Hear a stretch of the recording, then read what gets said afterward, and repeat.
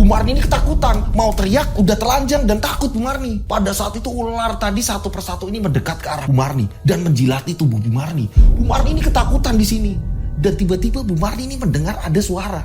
Jangan takut, kamu harus melayani kami.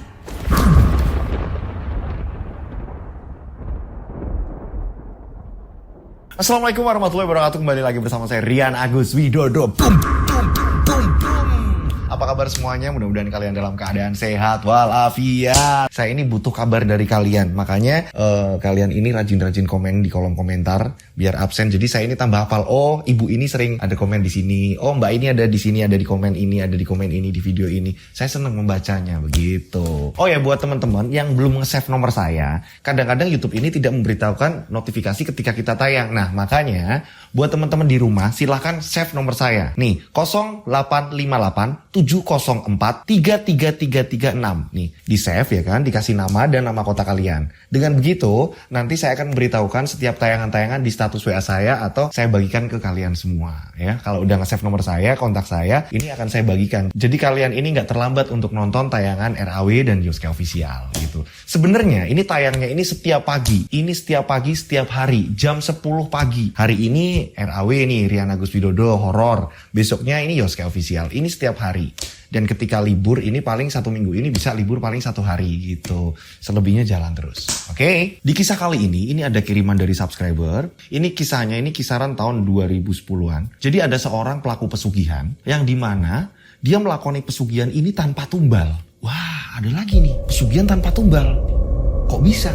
Nah, semua kekayaannya ini dia bisa dapatkan hanya dengan cara menyiksa diri. Hanya dengan menyiksa diri, terus dia ini bisa jadi kaya. Mudah untuk dapatin apa-apa. Ini seperti apa sih cara menyiksa dirinya? Kalian sudah penasaran semua? Tak perlu lama-lama lagi. Kita langsung saja menuju ke ceritanya.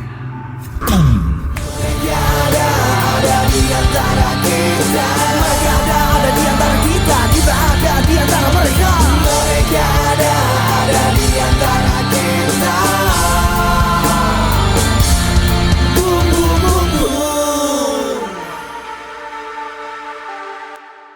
Seperti biasa, nama tempat tokoh disamarkan untuk keamanan bersama. Sekali lagi, untuk keamanan bersama ya. Jadi setiap saya cerita, ini saya ngasih tahu ya. Karena kemarin ada sedikit masukan segala macam. Kalau ada informasi terus dikirim ke WA, ini saya jadi tahu kan.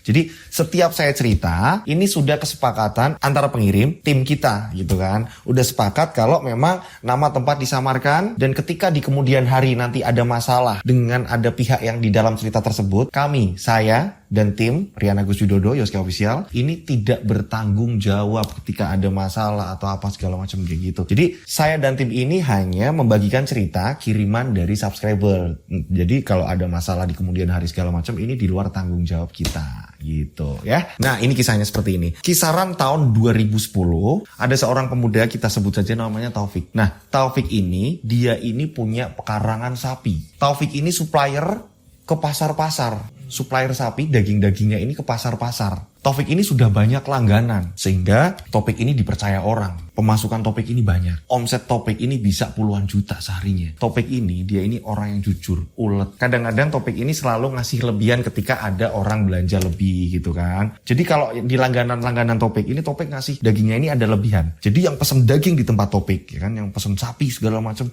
ini seneng, merasa seneng. Karena Taufik ini bener-bener dia ini yang penting, walaupun untungnya ini nggak terlalu banyak, tapi ini berkah. Taufik itu seperti itu orangnya. Salah satu customer dari Taufik, jadi Taufik ini kan supplier ya kan, ini ke pasar-pasar nih. Nah, salah satu langganannya Taufik, ini ada orang, kita sebut saja namanya Bu Haji Marni.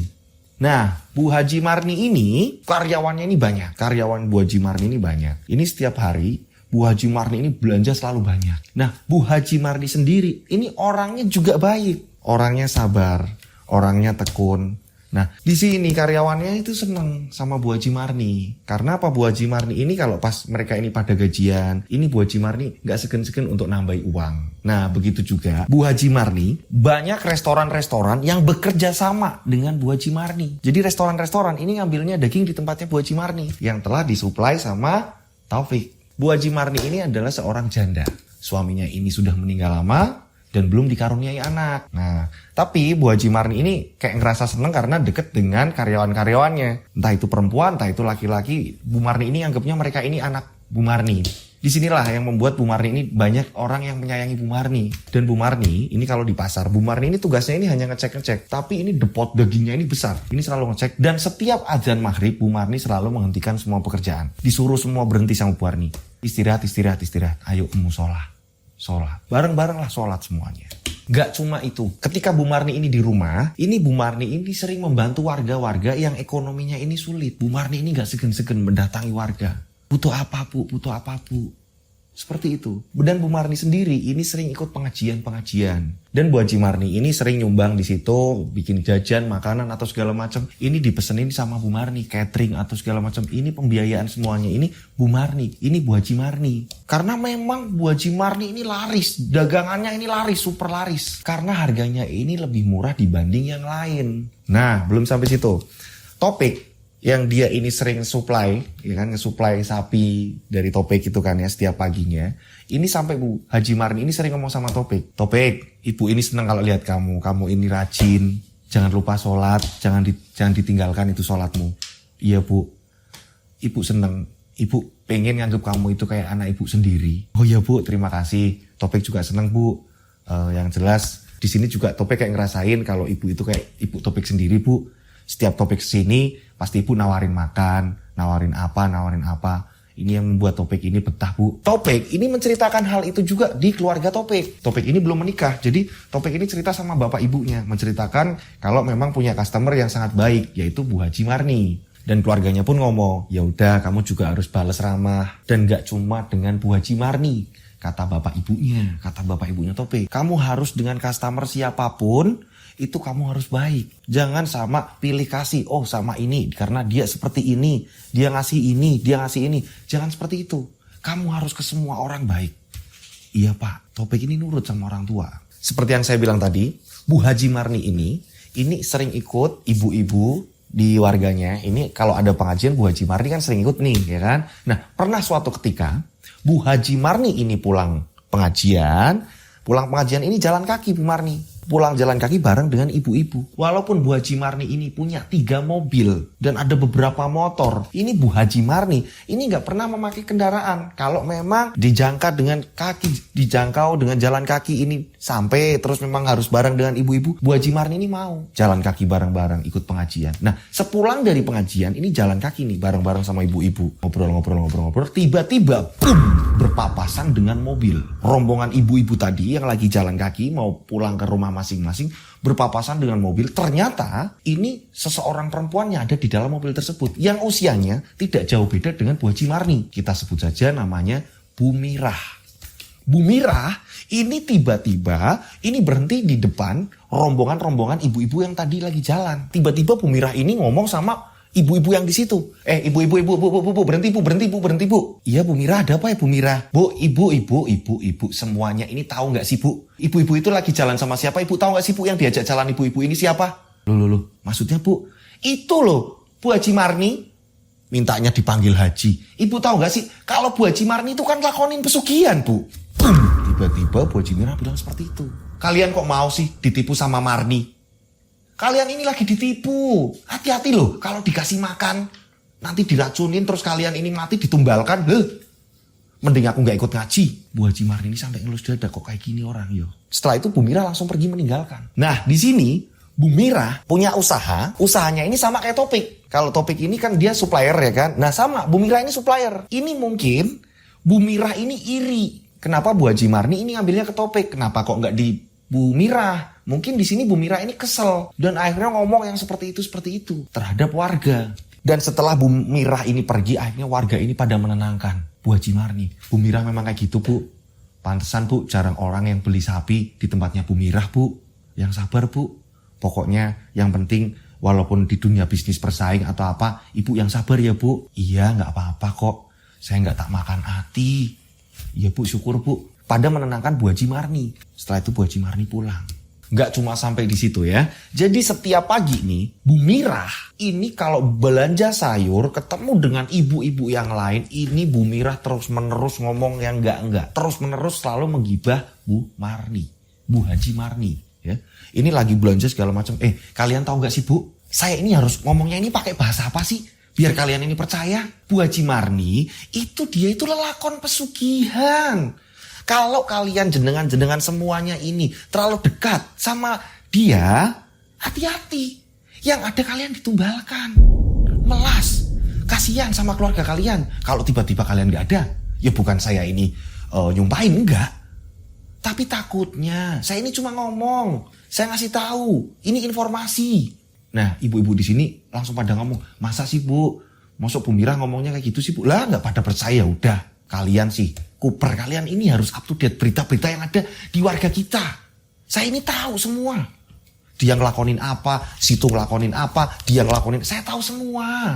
Nah, Bu Mira itu seperti itu, senangnya emang gosip. Dan setelah itu Bu Mira cabut pergi. Senangnya seperti itu setiap hari. Dan ibu-ibu itu dikompor-komporin. Bu Haji Marni rajin ibadah. Setiap beribadah, Bu Haji Marni ini selalu berdoa. Selalu berdoa dan selalu nangis. Ya Allah, hamba ini capek ya Allah. Kenapa banyak orang yang ngomong seperti ini kepada hamba? Saya ini tidak pernah jahat sama Bu Mira. Kenapa kok Bu Mira seperti ini sama saya? Ya Allah, kuatkan hamba. Tuntun di jalanmu ya Allah. Biar hamba ini tidak seperti ini. Setiap hari Bu Haji Marni ini selalu berdoa, minta kepada Allah. Dan Bu Haji Marni ini selalu mendoakan karyawan-karyawannya. Biar karyawannya ini diberi kesehatan. Biar keluarganya ini diberi kesehatan juga, banyak rezeki juga. Nah, beda di sisi lain ya kan. Bu Mira ini, sapinya ini jarang laku. Ada yang memesan tapi gak sebanyak Topik. Tapi anehnya, kekayaan Bu Mira ini selalu bertambah. Dan ini hampir setara dengan kekayaan Bu Haji Marni. Jadi kekayaan Bu Mira ini hampir setara kayak kekayaannya Bu Haji Marni. Bedanya di sini, Bu Mira ini orangnya pelit. Gak kayak Bu Haji Marni. Bu Mira ini pelit orangnya. Hingga pada suatu hari, ada seseorang sedang jaga ronda. Kita sebut saja namanya Pak Karim. Pada saat itu Pak Karim ini ngomong sama teman-temannya. Ini ada kopi kok gak ada gula. Sebentar tak ambilin gula di tempatku. Kalian tetap di sini aja. Oh iya Pak Karim. Emang ada Pak? Ada, udah. Akhirnya Pak Karim pulang. Nah, saat Pak Karim ini menuju pulang, ini Pak Karim harus melewati kandang sapi milik Bu Mira. Saat Pak Karim ini lagi berjalan menuju ke rumahnya ini melewati kandang, ya kan? Ini belum sampai kandang ini, belum sampai kandang. Tiba-tiba Pak Karim ini dari kejauhan, ini dekat dengan kandang, Pak Karim melihat bayangan putih. Boom! Hebat. Nah, pada saat itu memang di antara Pak Karim ini ngantuk dan enggak. Bayangan apa itu? Bayangan apa itu? Akhirnya Pak Karim ini mengendap-endap. Dan pada saat itu Pak Karim ini melihat bayangan putih itu tadi. Tapi jaraknya ini jauh karena agak gelap. Bayangan putih tadi ini kayak berjalan muter di daerah situ. Apa ya? Ini dari jauh menurut Pak Karim ini pocong. Pocong apa ya? Pak Karim di sini udah mulai ketakutan. Malam-malam di samping kandang kok kayak ada pocong putih-putih apa ya? Putih-putih apa sih? Pak Karim ini semakin mengamati. Ini putih-putih apaan? Pak Karim ini dengan rasa takut tapi penasaran. Akhirnya pelan-pelan Pak Karim ini mendekat. Pak Karim mendekat. Pak Karim kaget. Ternyata yang dilihat adalah Bu Mira. Bu Mira ini ada di kandang sapinya. Dia memakai baju-baju warna putih. Serba putih di situ. Bu Mira ini sedang minum air putih. Air mineral putih ya kan. Nah sebagian ini ditumpahkan. Pak Karim kaget. Lah Bu Mira ngapain malam-malam? Posisi jam 1:30 dini hari. Dan pada akhirnya Pak Karim mengurungkan niat untuk ngambil gula. Yang awalnya Pak Karim ini mau pulang ngambil gula. Ini Pak Karim kembali lagi ke posko. Setelah kembali ke pos ya kan. Ini ketemu dengan teman-temannya yang lagi jaga. Teman-teman. Pak. Kenapa Pak Karim? Mana gulanya? Pak, saya lihat sendiri Pak. Di kandang Bu Mira Pak. Di kandangnya sapinya Bu Mira Pak. Ada apa Pak Karim? Saut dari salah satu warga yang jaga ronda di situ. Pak Karim bilang, Bu Mira kok mencurigakan ya Pak? Mencurigakan gimana Pak Karim? Tadi saya lihat dia ini pakai baju putih-putih. Dia itu minum air mineral. Sebagian diminum dan sebagian ini ditumpahkan di pelataran dekat kandangnya itu. Pak Karim ini ada-ada aja. Ya gak apa-apa lah, mungkin Bu Mira ini lagi ngecek atau apa. Lagi ngecek kandangnya atau apa. Minum air mineral ya wajar lah apa-apa. Enggak, ini gak wajar kok. Dan ada juga yang ngomong, apa jangan-jangan Bu Mira Sudahlah, sudah. Akhirnya Pak Karim nggak jadi ngambil gula. Karena kalau ngelewatin takutnya ketahuan Bu Mira atau apa, nanti Bu Mira kaget atau apa segala macam. Karena memang harus melewati kandang itu tadi. Akhirnya mereka ini gak jadi ngopi. Hingga pada subuh akhirnya Pak Karim baru pulang. Nah ternyata pada pagi harinya, ini pukul 10 pagi, tiba-tiba ini ada orang dealer dengan membawa mobil baru. Ada 2 buah mobil berhenti tepat di dekat ada warga-warga sedang ngumpul di situ. Mungkin ada yang belanja pagi-pagi nunggu tukang sayur lewat atau apa, ada ibu-ibu di situ. Nah, pada saat itu, ini pegawai dealernya, ini menanyakan ke ibu-ibu tersebut, Bu, numpang nanya, rumahnya Bu Mira sebelah mana ya? Oh, Bu Mira sebelah sana Pak, ini lurus terus nanti ada gang belok kanan. Loh, Bu Mira pesan mobil lagi ya Pak? Iya nih, Bu Mira pesan mobil, mobilnya keren ya Bu ya. Barangkali ada ibu-ibu yang mau pesan mobil, silakan Bu, hubungi nomor saya. Wah, enggak lah Mas, kami mana mampu beli mobil kayak gini Mas. Nah, pegawai dealernya ini sampai bingung sendiri mendengar mereka ngomong. Pegawai dealernya ini dengar kalau mereka ngomong, loh Bu Mira kok beli mobil lagi tiba-tiba? Semalam suami saya juga ronda katanya, Pak Karim itu ngelihat Bu Mira ada di kandangnya, terus gak tahu lagi ngelakuin apa gitu. Mosok sih? Apa jangan-jangan mereka seperti itu? Hingga pada akhirnya, ini petugas dealernya ini akhirnya langsung pamitan. Bu, permisi dulu Bu. Oh iya Pak. Pegawai dealernya ini kembali mencari rumahnya Bu Mira. Dan setelah di gang yang mau masuk ke tempatnya Bu Mira, ini kembali lagi pegawainya turun. Mempertanyakan ke warga-warga sekitar. Memastikan rumah Bu Mira sebelah mana. Ditunjukkan lagi, oh sebelah sana. Warga-warga kaget. Bu Mira ini langsung beli mobil. Sedangkan di rumahnya Bu Mira sebenarnya udah ada mobil juga. Ini ada datang mobil baru lagi. Kekayaan Bu Mira makin melimpah. Ini memang sebenarnya pegawai dealernya ini sebenarnya udah tahu. Pegawai dealernya ini udah tahu rumahnya Bu Mira. Tapi memang permintaannya Bu Mira ini ngomong sama pegawai dealernya, nanti kalau nganterin mobil, kalian pura-pura nggak tahu rumah saya. Kalau ada warga sedang lewat atau mereka lagi ngapain, kalian berhenti, tanyain rumah saya. Ya, biar mereka ini tahu kalau saya ini beli mobil. Ini dari Bu Mira seperti ini. Ini kabar dari orang dealernya seperti itu, mengatakan seperti itu ternyata. Memang tujuannya Bu Mira biar orang-orang ini tahu tujuannya Bu Mira ini pamer. Nah, berjalan waktu pada suatu hari seperti biasa kita kembali lagi ke Taufik, ya kan? Taufik ini seperti biasa mengantarkan daging sapinya yang sudah disembelih, diantarkan karena supplier kan ya, diantarkan ke tempat pemesanan yang pesan sama Taufik. Termasuk Bu Haji Marni. Nah, setelah tiba di Bu Haji Marni, seperti biasa, Bu Haji Marni selalu memberi sesuatu hal kepada Topik. Kayak misalnya makanan, kue, kopi, segala macam. Begitu juga dengan karyawan Topik. Ini selalu dikasih sama Bu Marni. Dia nggak boleh langsung pulang. Bentar, tak pesenin minuman, makan, segala macam. Seperti itu. Karena memang Bu Haji Marni seperti ini orangnya.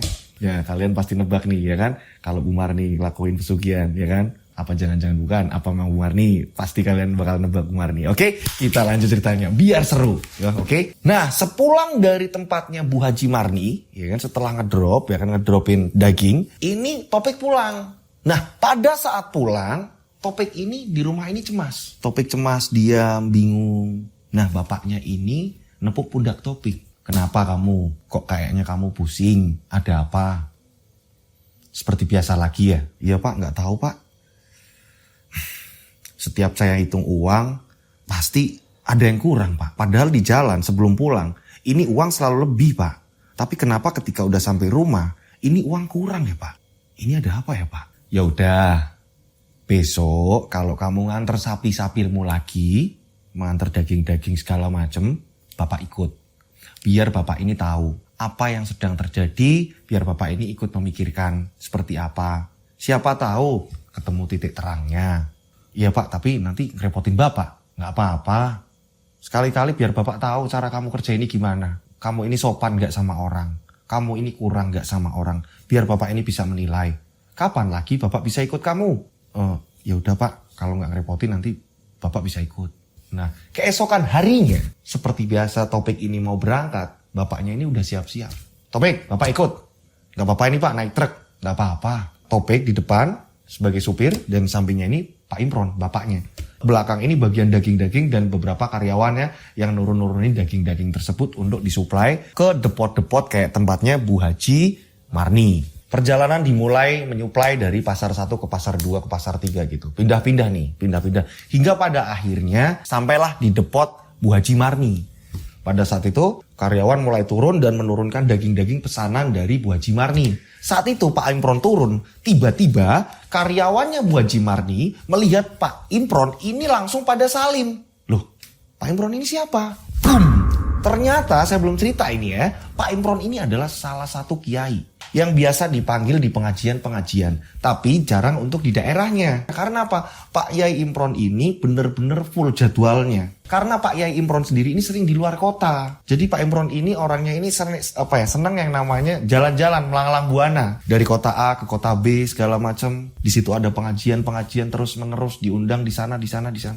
Dan setiap di tempatnya sendiri, Pak Yai Imron ini selalu yang tetap datang ngadirin pengajian, tapi beliau ini kayak buat yang lain aja. Saya ini pengen ikut mendengarkan. Jadi memang Pak Yai Imron ini memang orangnya low profile banget. Bukan berarti tidak mau diundang, tapi malah ikut pengajiannya, ikut pengajian dan mendengarkan. Tidak seolah-olah pengen menjadi yang paling itu tidak. Jadi di sini karyawan Bu Marni ini pada salim. Pak Yai Imron. Iya. Apa kabar kalian? Baik Pak, sini Tole, kamu ngirimnya. Iya. Pada saat pembayaran, akhirnya ketemulah sama Bu Haji Marni. Ini loh Pak, Bu Haji Marni. Bu, Pak, bapaknya Topik ini Pak Kiai toh. Ibu ini. Ya Bu, saya bapaknya Topik Bu, kenalin Bu. Nama saya Imron. Iya Pak Yai. Pantesan tadi karyawan saya ketika Bapak turun dari truk, kok tiba-tiba karyawan saya ini pada salim. Maaf Pak Yai, silakan duduk. Nah, sembari karyawan ini nurun daging-daging. Saya pesenin minum dulu. Saat duduk bersama di situ sebelum melakukan pembayaran, di sini Pak Yai Imron tiba-tiba nyeletuk ke Bu Haji Marni. Bu, Ibu sukses ya Bu. Ya kayak gini Pak, alhamdulillah disyukuri. Iya banyak karyawan yang memang gesit-gesit dan penjualan bener-bener rame. Dan kata Topik ini, ibu ini selalu berbagi, benar-benar orang ini pada peduli sama ibu pun begitu juga peduli sama mereka sehingga ibu ini sering membantu mereka. Topik ini udah sering cerita Bu. Tapi saya lihat ibu kok sedih ya Bu. Maksud Bapak apa ya Pak? Ya gitu nggak kira-kira? Hati ibu ini nggak tenang. Hati ibu ini sedih. Ibu ini kayaknya tidak menemukan rasa bahagia yang sesungguhnya. Kok Pak Yai bisa tahu Pak? Ya udah, nanti kapan-kapan dilanjut di rumah saya. Untuk saat ini jenengan kembali aktivitas. Kan ada kerjaan-kerjaan lagi. Topik juga harus nganterin ke tempat yang lain. Ngobrolnya gampang nanti lagi. Pak, tapi saya memang udah nanti ke rumah saya ya, ke rumahnya Topik. Tahu kan? Saya nggak tahu Pak, rumahnya Bapak sama Topik ini di mana? Saya ini ketemu Mas Topik ini waktu di kandangnya Mas Topik. Loh, itu nggak jauh Bu, nggak jauh dari kandang. Dari kandang-kandang sapi itu nggak jauh. Rumah saya itu nggak jauh dari kandang itu. Nanti kalau udah sampai situ, nanti kan Topik di situ terus tuh. Nanti ketemu saya, ya? Iya Pak, tapi memang saya butuh banget Pak. Saya pengen cerita sama Bapak. Ya udah, saya tunggu di rumah. Nah, singkat cerita, berapa hari kemudian setelah kejadian itu, Bu Marni datanglah ke tempat Pak Yai Imron, ke tempatnya Topik. Ini sehabis Isya. Bu Marni nanya-nanya alamat, datang sendiri. Bu Marni datang sendiri. Menggunakan mobilnya, Bu Marni datang sendiri. Dan setelah datang di situ, langsung ditemuin sama Topik. Bu Haji, akhirnya datang juga Bu. Maaf nih Bu, rumah saya berantakan Bu. Bau sapi ya Bu rumahnya. Bau daging-daging kayak gini. Gak apa-apa. Bapak kamu mana? Ada Bu. Ini loh Bu, kalau ini memang kandang-kandang sih ya Bu. Ibu kalau memang mau langsung ke rumah, tapi nanti muter yo. Gimana kalau mobilnya taruh sini aja Bu? Kita lewat belakang. Kalau lewat belakang ini deket kok Bu. Langsung ini nyebrang tapi jalannya ini kecil Bu. Ini hanya buat jalan kaki tapi cepet lewat sini. Oh yaudah nggak apa-apa, jalan kaki aja. Akhirnya Bu Marni ini menuju ke rumah utama, ke rumah Pak Yai Imron. Pada saat itu ternyata Pak Yai Imron ini sedang berdoa. Setelah sholat Isya ini Pak Yai Imron sedang berdoa. Dan gak lama kemudian Topik pun ngomong, Bu, tunggu di sini dulu Bu. Bapak lagi berdoa Bu. Biasa kalau habis sholat Isya Bu, tungguin dulu Bu. Nah, dan gak lama kemudian kurang lebih setengah jam, ini Pak Yai Imron pun selesai. Dan di sini Topik ngomong, Pak, itu Bu Haji Marni sudah datang Pak. Oh, tak kirain kesininya siang. Gak tahu Pak, itu kok malam-malam datang Pak. Ya wes gak apa-apa, bikinin minum sana. Bilang sama ibumu. Nah, pada saat itu akhirnya Topik pun ngomong sama ibunya. Bu, itu loh Bu Haji Marni mau minta tolong sama Bapak. Bu Bu Haji Marni ini yang biasa langganan daging di tempat saya, Bu. Oh ya udah ibu tak bikin minum dulu. Dan akhirnya istrinya Pak Kiai Imron ini membikinkan minum. Nah setelah itu berkenalanlah dengan Bu Haji Marni. Dipersilahkan minum juga Bu Haji Marni. Monggo Bu, silahkan Bu diminum. Nah pada saat itu Pak Kiai Imron pun langsung ngomong sama Bu Haji Marni. Bu Haji Marni, monggo silahkan kalau mau cerita. Oh iya Pak, saya mau cerita mulainya dari mana ya Pak? Loh, kan sampean yang merasakan, sampean yang merasakan, sampean yang menjalani. Siapa tahu saya bisa bantu. Iya Pak, saya pengen cerita Pak. Ceritanya dimulai di sini. Bu Marni di sini bercerita. Nah, dulunya sebelum Bu Marni ini sukses, sebelum menjadi seorang haji, Bu Marni ini hidup dengan suaminya. Pada saat itu suaminya ini terlilit hutang. Suami Bu Marni ini terlilit hutang di perusahaannya yang membuat ini satu persatu asetnya ini dijual. Hingga pada akhirnya suami ini banyak tekanan, suami Bu Marni ini jatuh sakit. Mau gak mau, Bu Marni di sini menjual semua apa yang Bu Marni punya. Sebagian untuk nyicil nutup utang, yang sebagian untuk berobat suaminya. Terus menerus, akhirnya Bu Marni ini bingung. Karena penyakit suaminya ini mau gak mau ini harus bolak-balik ke rumah sakit. Ini yang membuat Bu Marni bingung. Pada saat itu, ini parah-parahnya, pada saat itu rumah belum dibangun mewah, ini rumahnya Bu Marni, ini sertifikat pun sudah digadaikan. Bu Marni bingung, mau menjual tapi sertifikat masih di bank. Bu Marni panik di situ, suami harus dioperasi. Bu Marni kebingungan di sini. Hingga akhirnya Bu Marni ini nyari cara terus-menerus, dan Bu Marni bertemu dengan seseorang. Bu Marni bertemu dengan seseorang dan seseorang tersebut ini menyarankan untuk melakukan pesugihan. Karena pada saat itu memang Bu Marni gak ada saudara lagi, bingung. Harus minta tolong ke siapa? Ibu bapak Bu Marni sudah meninggal. Bu Marni kebingungan. Dan keluarga dari suaminya ini juga, maaf ya, ini dari kalangan yang lebih parah lagi ekonominya. Gak mungkin Bu Marni ini merepotkan keluarganya. Dan apalagi mereka berdua ini belum dikaruniai anak. Nah pada saat itu Bu Marni hilaf. Bu Marni hilaf dan akhirnya Bu Marni ini mendatangi dukun yang ada di daerah selatan. Nah ini dari pengirim ceritanya ngomong jangan disebutkan. Untuk tempat segala macam lokasi ini jangan disebutkan. Intinya di daerah selatan. Bu Marni menuju ke tempat tersebut. Setelah menuju ke tempat tersebut, Bu Marni bertemu dengan juru kuncinya. Dan pada saat itu juru kuncinya ini bilang, ini mau gimana pesugihan yang mana yang kamu akan jalani. Karena di sini Bu Marni tidak punya modal dan bingung saat itu. Akhirnya ini Bu Marni memilih jalur pesugihan yang dimana setiap satu suro, setiap bulan suro, Bu Marni harus telanjang. Wow, telanjang. Bu Marni harus telanjang ada di dalam kamar selama 1 minggu berturut-turut. Setiap malamnya, ini Bu Marni harus masuk pukul jam 1 dini hari, keluar sebelum azan subuh. Nanti keesokannya lagi sama, sampai 1 minggu. Di sini Bu Marni ini tanya, terus saya suruh apa lagi? Juru kuncinya pun bilang, pokoknya nanti kalau lihat sesuatu apa, jangan kaget atau apa, kamu harus mengiyakan apa permintaan yang ada di depan kamu.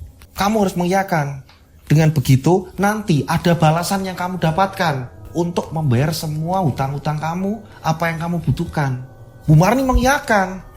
Telanjang setiap bulan suro, 1 minggu. 1 minggu awal pertama. Ini suro nih masuk, ini langsung 1 minggu pertama nih. Telanjang di kamar. Bu Marni mengiyakan. Dan pada saat itu Bu Marni akhirnya langsung buru-buru pulang. Setelah mengetahui caranya seperti itu. Nah pada saat itu karena belum bulan suro tapi Bu Marni ini harus melunasi rumah sakit. Ini Bu Marni meminjam uang Bu Mira. Dengan alasan ke Bu Mira ini nanti bulan suro aku balikin. Ini yang akhirnya Bu Mira ini berpikir, oh iki pesugihan iki. Nah Bu Mira orangnya memang dia kalau ngomong nyablak. Makanya Bu Mira selalu bergosip seperti itu.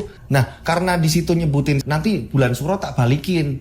Di sini mungkin Bu Mira ini berasumsi seperti itu. Bu Mira ini orangnya nyablak juga ngomongnya. Pas waktu kalian ingat di mana waktu pengajian Bu Marni ini berpapasan dengan Bu Mira di dalam mobil, terus ngomong itu pesugihan segala macam. Ini baru asumsi Bu Mira.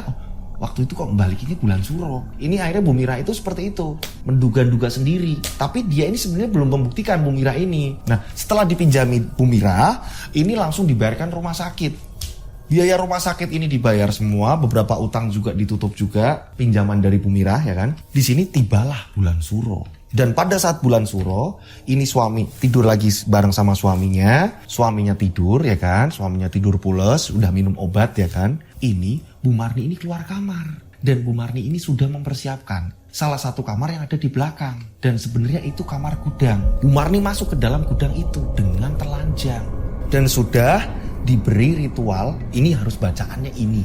Bu Marni memulai ritual, ya kan? Tepat di jam 1 dini hari, Bu Marni ini ngerasain panas yang sangat luar biasa. Padahal sudah buka baju di situ. Bu Marni ini duduk, tiba-tiba Bu Marni ini didatangi satu persatu ular. Ular yang sangat besar ini berjatuhan dari atap rumah. Dan pada melingkar di tembok-tembok. Pada merayap di tembok ular-ular tadi. Bu Marni kaget, awalnya ular ini kecil. Dan setelah ular tadi ini sampai ke lantai, ini ular ini langsung berubah menjadi besar. Ada 7 ular. Bu Marni ini ketakutan, mau teriak, udah telanjang dan takut Bu Marni. Pada saat itu ular tadi satu persatu ini mendekat ke arah Bu Marni dan menjilati tubuh Bu Marni. Bu Marni ini ketakutan di sini. Dan tiba-tiba Bu Marni ini mendengar ada suara. Jangan takut, kamu harus melayani kami. Ada 7 ular. Bu Marni ini harus bersetubuh dengan ular. Pada saat itu Bu Marni ini kewalahan, bingung, melayani, bercinta dengan 7 ular. Bu Marni mau teriak tolong-tolong gak sanggup. Dan pada saat itu juga Bu Marni terbawa suasana. Bu Marni justru malah merasakan dibawa ke alam yang memang Bu Marni ini gak ngerti. Seolah Bu Marni menikmati bercinta dengan ular tadi. Dan setelah selesai, ada kembali bisikan. Ini mengatakan, mulai besok pagi, rubah kamar ini sebagai kamar pengantin. Tiba-tiba ada yang menyerukan suara seperti itu. Bu Marni harus merubah gudang tadi, ini dibentuk kayak kamar pengantin. Bu Marni pun mengiyakan. Iya aku mau. Nah anehnya setelah itu ular tadi ini menghilang. Nah setelah menghilangnya baru efeknya ini terjadi. Bu Marni ini capek yang sangat luar biasa. Lemas yang luar biasa. Bu Marni ini terjatuh. Gak ada tenaga kayak orang mau mati. Pada saat itu juga Bu Marni mulai bangkit. Dan pada saat Bu Marni bangkit dengan rambut yang acak-acakan karena habis bercinta dengan 7 ular. Ini saat Bu Marni ini lagi mau benerin rambut, ini tiba-tiba terjatuh kayak batu. Ya kan kayak batu terjatuh ke lantai dan diambil sama Bu Marni. Saat itu batu ini nyala. Ini nyalanya ini merah. Apa ini yang dinamakan batu mustika? Kata Bu Marni. Karena saat itu menurut Bu Marni ini udah selesai, akhirnya Bu Marni segera memakai baju kembali dan menyimpan batu mustika tadi ke dalam dompet Bu Marni. Pada pagi harinya yang biasanya Bu Marni ini bangun pagi, pada saat itu Bu Marni bangun jam 10. Jam 10 pagi Bu Marni baru bangun, sampai suaminya ini bingung. Bu, kamu kok belum bangun-bangun toh Bu? Bangun Bu, bangun. Bu Marni baru bangun. Yang biasanya Bu Marni ini bangun ini jam 5, jam 6, jam 7. Ini Bu Marni jam 10. Kelelahan, saking kelelahannya. Dan pada saat itu Bu Marni ingat, Bu Marni kembali membuka dompetnya dan ternyata masih ada mustika itu. Dan ini merahasiakan ke suaminya. Karena takut. Karena apa? Suaminya ini selalu mengajarkan ini taat beribadah. Suaminya ini mengajarkan untuk taat beribadah, sholat segala macam. Dan Bu Marni memang tidak pernah meninggalkan hal itu. Pada saat itu suaminya ini sedang berjemur, jalan-jalan di luar. Bu Marni langsung nengok ke gudang.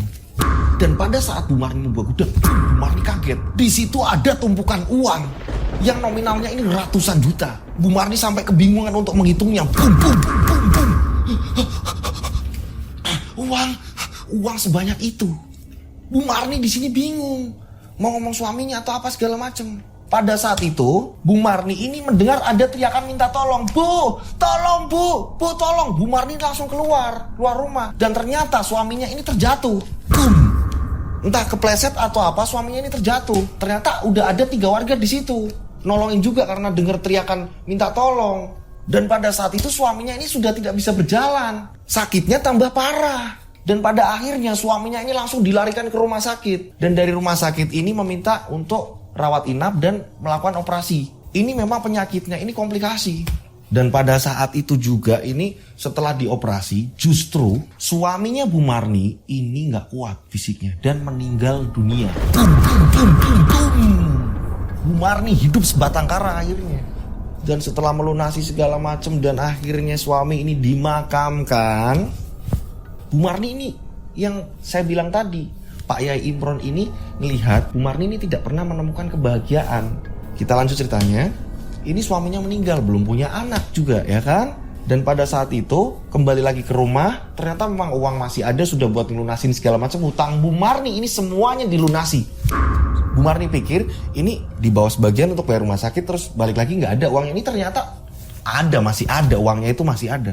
Dan bener-bener nyata uangnya ini masih ada. Dan pada saat itu juga setelah semuanya selesai, akhirnya pelan-pelan Bu Marni mikir, aku harus gimana ya, aku harus gimana ya. Oh ya, aku masih ada perjanjian itu. Di sini Bu Marni mikir, dengan uang sebanyak ini kalau tiba-tiba kaya atau apa kan ketara banget di kampungnya. Singkat cerita ini selama perjalanan Bu Marni ini mikir, akhirnya Bu Marni ini mikir biar nggak ketara, sembari tetap melayani ketujuh ular tadi. Ini kalau kan berarti pas waktu 1 minggunya ini bapaknya ini ada pengajian di rumah, ini nanti kalau udah malam Bu Marni ini langsung menuju ke kamar untuk membuka bajunya dan melayani ke 7 ular tadi. Terus menerus. Dan uang semakin banyak, Bu Marni bingung. Hingga pada akhirnya Bu Marni mikir, ini orang-orang gak tahu kalau aku udah ngelunasi utang dan mereka juga gak tahu utangku seperti apa, aman kalau masalah itu. Akhirnya Bu Marni mikir, ini gimana caranya biar orang-orang taunya aku usaha dengan benar-benar murni. Nah, pada saat itu juga Bu Marni ini ke pasar, nyari informasi gimana buka usaha seperti apa. Bu Marni ini nyari tahu informasi segala macam, dan pada akhirnya bertemulah dengan Topik. Pada saat itu ketemulah sama Topik, dan Topik pun ngomong, wah mending buka usaha daging aja Bu, nanti saya nge-supply. Kalau memang belum ada modal, nanti bayarnya gampang, saya kasih jangka waktu segala macam biar jalan dulu usahanya. Bu Marni langsung mikir, oh ya juga nih, ini aku usaha di sini dan orang-orang rumah biar tahu kalau aku ini usaha buka daging. Kenapa Bu Marni ini tidak minta tolong ke Bu Mirah, yang Bu Mirah ini sama kayak Topik? Takutnya ini Bu Mirah curiga, tambah curiga.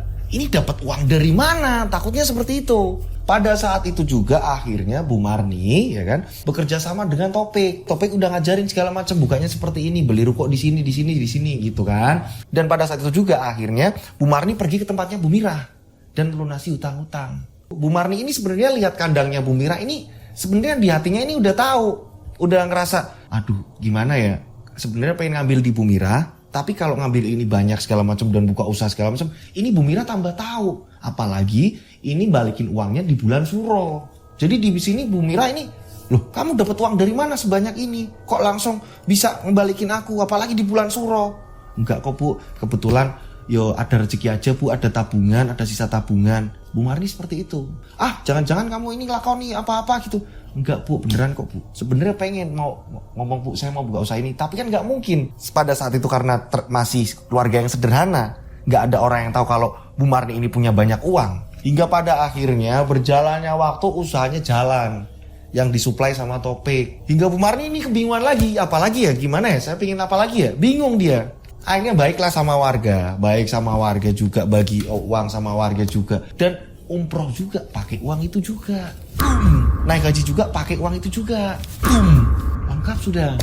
Tapi dia ini kebingungan, apalagi ya, dan akhirnya merenovasi rumah. Udah pantas nih hasil dari jualan daging, ya kan? Merenovasi rumah, dan pada akhirnya ini sampai merenovasi tempat di mana Bu Marni ini melakukan ritual. Dibikinlah kamar pengantin.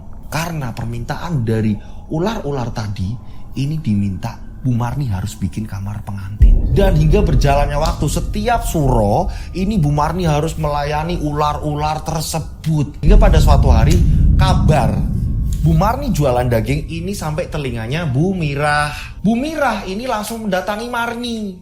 Oh ternyata kamu sukses seperti ini, kamu ternyata bisnis daging. Lah kok kamu nggak ngambil di tempatku? Kamu ngambil di mana emang?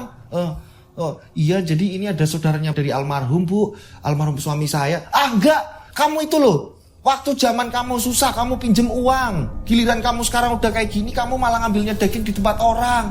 Aduh Bu, bukan itu maksud saya. Memang kamu kok. Ini udah nggak jelas ini. Ini kamu pasti pesugihan. Bu, enggak kok Bu, enggak. Aneh kamu ini. Baru hitungan 2 tahun kok kamu langsung bisa kayak gini, kayak raya kayak gini. Aku curiga ini di sini. Curiga banget aku sama kamu. Ini Bu Mirah menaruh curiga seperti itu. Sebenarnya tebakannya Bu Mirah ini bener. Bu Mira ini karakternya ini nyablak orangnya, langsung ngomong, nggak suka dipendem atau apa, ngomongnya nanti di belakang, itu nggak. Bu Mira ini langsung nyablak, karakternya Bu Mira seperti itu. Walaupun usahanya lancar, Bu Marni ini sudah dipanggil Bu Haji Marni ini sudah bisa apa aja, tapi tetap ngerasain hal yang sakit. Di hati ini sakit, nggak tenang, karena apa? Ini harus terus-menerus melayani 7 ular tadi, terus-menerus tiap surau. Akhirnya Bu Marni ini berontak, bergejolak terus-menerus dari warga juga yang ada sebagian yang ngomong apa Bu Marni melakukan apa, Bu Haji Marni ini melakukan pesugihan segala macam terus-menerus. Jadi nggak bahagia. Disinilah Bu Haji Marni ini kayak mulai melawan dan Bu Haji Marni tetap ikut pengajian, ikut apa segala macam. Bu Haji Marni tidak meninggalkan sholat. Bu Haji Marni ini berdoa terus. Ya ampun, ini kekhilafanku kok sampai kapan ini seperti terus. Dan anehnya, setiap menjelang mau bersetubuh dengan ular-ular tadi, Bu Haji Marni ini kayak mau melawan tapi nggak bisa. Mau nggak mau harus ke kamar tadi yang sudah disiapkan.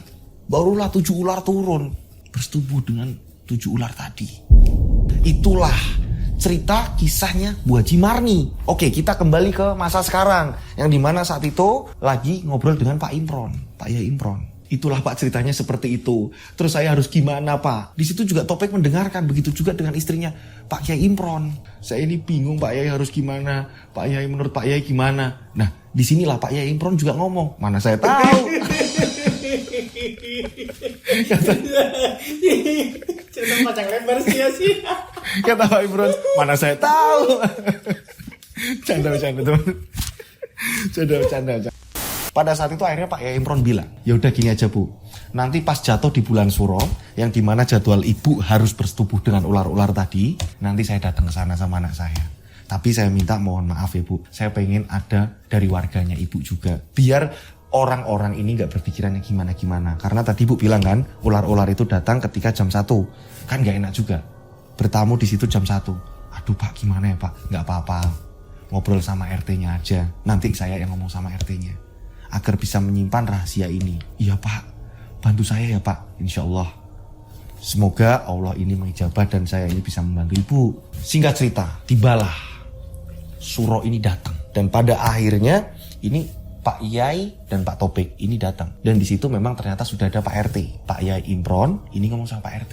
Pak Yai Imron, karena Pak Yai Imron ini udah dikenal. Gini loh RT, saya mau ngomong. Jadi ada permasalahan seperti ini. Saya minta Pak RT ini menjadi saksinya agar tidak terjadi apa-apa yang memang warga ini nanti berpikir yang gimana-gimana. Saya butuh Pak RT. Oh ya Pak, siap Pak. Pak RT pun mengiyakan. Dan ada 2 warga juga. Jadi ada orang di situ, ada Pak Yai Imron, ada Topik, ada Pak RT, dan ada 2 warga. Berarti ada 5 orang. 6 orang sama Bu Haji Marni. Di sini pertama Pak Yai Imron ini memasuki rumah Bu Marni.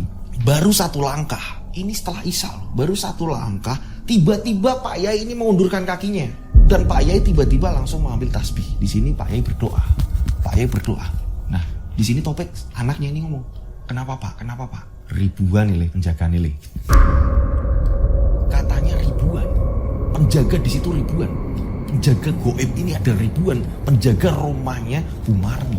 Karena sudah lama mungkin ya, bertahun-tahun melakukan hal ritual tersebut. Dan penjaganya ini memang goib. Dan Pak Yai pun mengatakan, iki ora main-main iki le musuh ele. Ini gak main-main. Dan Pak Yai terus berdoa. Sedangkan Pak RT ini dan warga yang lain ini udah mulai masuk karena memang gak ada gimana-gimana untuk orang-orang biasa. Dan Pak Yai ini kayak bertentangan, kayak bentrok nih. Kayak Pak Yai ini dihadang seolah-olah gak boleh masuk. Tapi Pak Yai berhasil menerobos dari penjagaan itu tadi. Pak Yai masuk.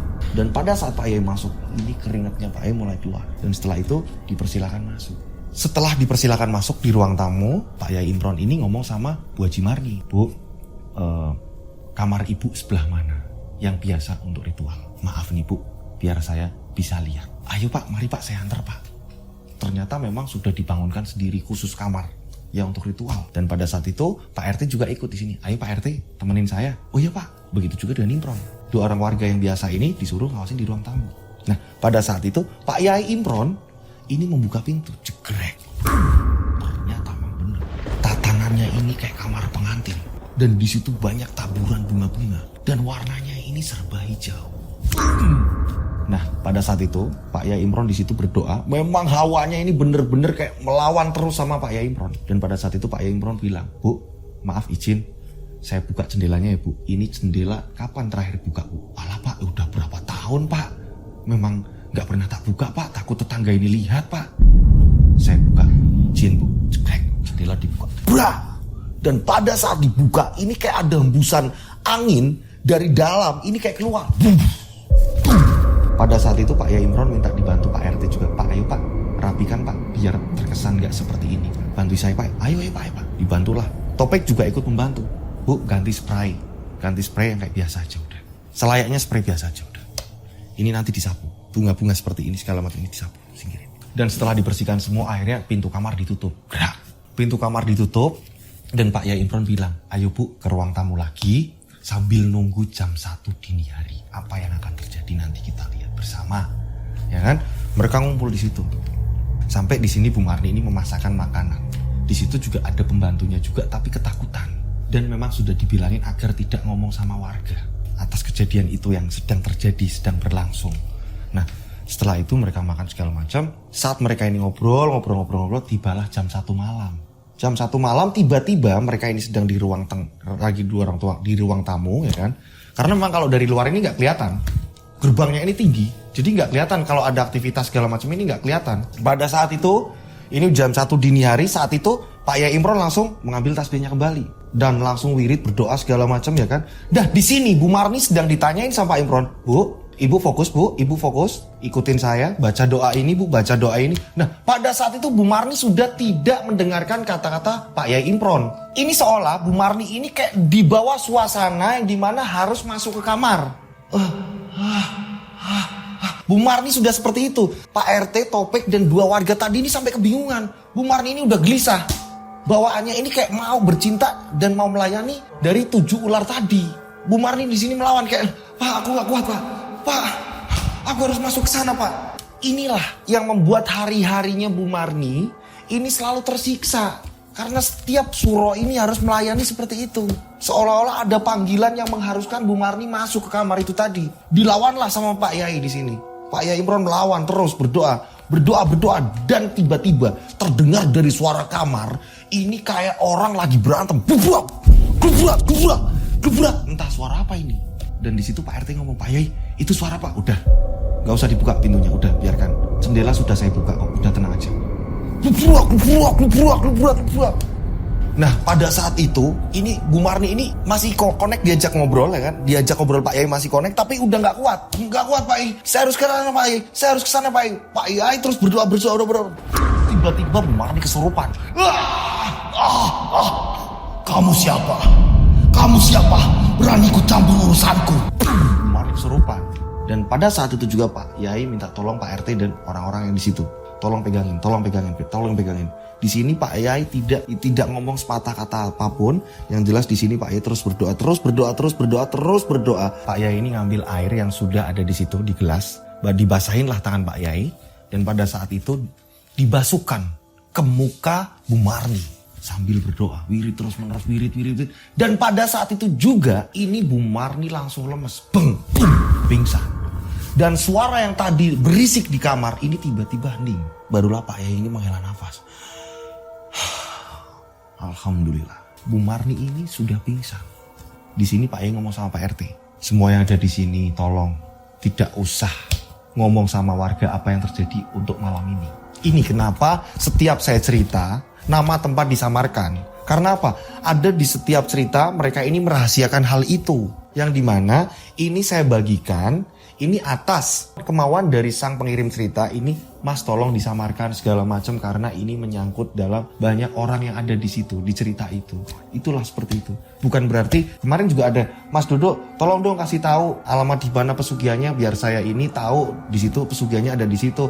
Mas Dodo, saya kasih tahu dong di mana tempat-tempat angkernya ada di mana biar saya ini hati-hati lewat situ." Sebenarnya nggak usah dikasih tahu seperti itu. Dimanapun kita berada, kita ini harus tetap berdoa. Apalagi di tempat-tempat baru yang kita nggak pernah ke situ, alangkah baiknya kita berdoa. "Assalamualaikum lah, kulon nuwun," ya kan? Kita aja kalau lewat di kampung orang kan harus permisi Mas, permisi Bu yang ada di situ gitu kan. Seperti itu. Mereka juga mau juga makhluk-makhluk yang tak kasat mata. Mereka ini juga mau dihormati juga. Mereka ada di antara kita. Oke. Dan pada saat itu Bu Marni ini sudah lemas dan gak lama kemudian ini Bu Marni tersadar. Dan di situ Bu Marni minta maaf dan nangis. Berjalannya waktu, akhirnya setelah semuanya selesai, Bu Marni ini bangkrut. Bu Marni bangkrut, tapi Bu Marni mulai menemukan sedikit kebahagiaan. Ketenangan. Ketenangannya apa? Sudah terlepas. Di setiap suro ini Bu Marni tidak melakukan hal seperti itu. Dan ular-ular tadi sudah tidak berdatangan lagi. Berapa kali Pak Yai juga sering main ke situ. Sering diadakanlah pengajian di situ. Dan memang ternyata kabar itu memang rapat. Dari RT dan warga ini menyimpan sangat rapat. Nah, berjalannya waktu mulai bangkrut dan Bu Marni ini sakit-sakitan. Tapi banyak warga yang merawat, banyak warga yang peduli. Nah, di sini ada kesimpulannya kan, di mana pada saat itu Bu Marni ini memohon kepada Allah segala macam, saat doa segala macam, sebenarnya Bu Marni ini pengen terlepas dari ritual-ritual itu tadi, tapi tidak pernah berhasil. Untungnya bertemu dengan Pak Kiai Imron. Sebenarnya Bu Marni ini udah nggak mau lagi ngelakonin itu udah nggak mau lagi. Cuma nggak ngerti, nggak bisa menguasai dirinya sendiri. Untungnya ada Pak Kiai Imron. Akhirnya lama-lama Bu Marni ini jatuh sakit, bolak-balik rumah sakit. Pada akhirnya Bu Marni ini meninggal. Dan sebelum meninggal, Bu Marni ini sudah memesan kepada warga. Karena sudah tidak ada sanak saudara segala macam, Bu Marni ini ngomong, nanti ini sebagian dikasihkan secukupnya untuk keperluan adik-adik dari almarhum suami saya. Nah, sebagian ini tanah, silakan kalau mau dikelola warga. Mau dijadikan masjid atau apa segala macam, musola atau apa, monggo silakan. Tanah ini diwakafkan ke warga. Dan pada akhirnya Bu Marni ini meninggal. Jadi sebelum meninggal ini udah berpesan seperti itu. Nah, untuk Bu Mira memang orangnya seperti itu, ngomongnya nyablak segala macam. Dan soal dealer ini datang, kalau dia pura-pura si dari dealernya ini nggak ngerti rumahnya Bu Mira ini mana, setiap nganterin motor lah, apalah, setiap belanja. Ini sampai warga ini sudah hafal. Berjalan waktu ini sampai warga ini udah hafal. Perasaan ini dealer yang kemarin-kemarin deh. Pas nganterin mobil lagi, tanya lagi. Nah, akhirnya warga menyimpulkan sendiri. Nah, ini udah, Mas, perasaan kemarin udah ini sih Mas. Kemarin udah tanya. Oh iya Pak, akhirnya dealernya ini sampai malu sendiri. Padahal pesanannya Bu Mira ini harus ngomong sama warga kalau saya ini beli apa-apa. Nah, terus kekayaan Bu Mira dari mana? Masih penasaran? Ternyata kekayaan Bu Mira ini dari suaminya yang berada di luar negeri. Suaminya ini merantau di luar negeri, entah itu kerja apa. Dan anak-anaknya ini ada di kota. Sebut saja di Jakarta. Anaknya sering ngirim uang, begitu juga suaminya. Bu Mira ini di rumah, ini hidup dengan anak gadisnya. Ada 2 anak gadis. Nah, anak yang pertama ini ada di Jakarta. Sudah berkeluarga tapi sering ngirim uang juga nih ke Bu Mira. Makanya Bu Mira ini juga kaya. Kalau kayaknya Bu Mira, kaya bener. Gitu. Dan di sini yang melakukan pesugihan karena saking kebingungannya, ini adalah Bu Marni, kan? Bu Marni ini yang melakukan pesugihan. Bu Marni juga minta maaf warga dan pada saat itu sempat juga kata penuturan warga, jangan panggil saya Bu Haji. Sempat pas lagi sakit-sakitnya ini, Bu Marni ini bilang jangan panggil saya Bu Haji. Karena mungkin Bu Marni ini kayak nggak pantas lah, pakai uangnya nggak jelas. Dan anehnya, benda mustika itu ini nggak ada, udah hilang bersama lenyapnya ular-ular tadi. Nah, cerita ini dikirim dari keluarganya Pak Kiai Imron, Taufik Pak Kiai Imron. Ingin diceritakan kisah ini. Cerita ini kutukan mustika ular. Untuk sekarang ini Mas Taufik juga udah nikah segala macam dan menceritakan ini biar orang-orang ini gak terjerumus dalam hal yang namanya pesugihan. Karena gak ada yang namanya pesugihan ini gak ada efeknya atau apa gimana, ini gak ada. Kecuali video kemarin nih, ada pesugihan halal. Yang belum nonton nih, ada pesugihan yang halal. Yang belum nonton langsung nonton. Ada di video sebelum ini. Kalian lihat di beranda video saya, ya kan? Di channel YouTube saya, cari di situ ada tulisan di situ judulnya ini pesugihan halal. Ada, kalian nonton. Ada, kecuali itu. Kalian harus nonton yang belum nonton. Oke, itulah ceritanya. Mohon maaf kalau ada salah-salah kata dalam saya membawakan cerita. Nggak ada niat yang pengen gimana ketika saya bercanda atau apa segala macam. Ini memang biar suasana ini nggak tegang dalam saya bercerita. Saya mengucapkan terima kasih buat teman-teman, ibu-ibu, kakak-kakak yang sudah order kaos, yang sudah order jajanan, ya kan, yang kue-kue yang dari ibu saya, yang udah beli kaos segala macam. Untuk kaos ini udah close order ya. Jadi ada lagi nanti edisi spesial setelah lebaran gitu. Jadi untuk kaos close order. Tapi kalau kue ini masih terus. Silakan kalau mau pesan langsung hubungi nomor ibu saya ya. Nomornya ini nih untuk pesan kuenya.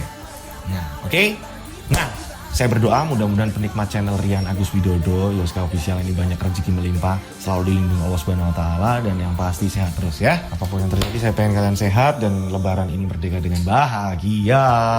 Akhir kata saya Rian Agus Widodo yang bertugas malam ini bersama Mas Adril mengucapkan wassalamualaikum warahmatullahi wabarakatuh. Mereka ada di antara kita. Mereka ada di antara kita.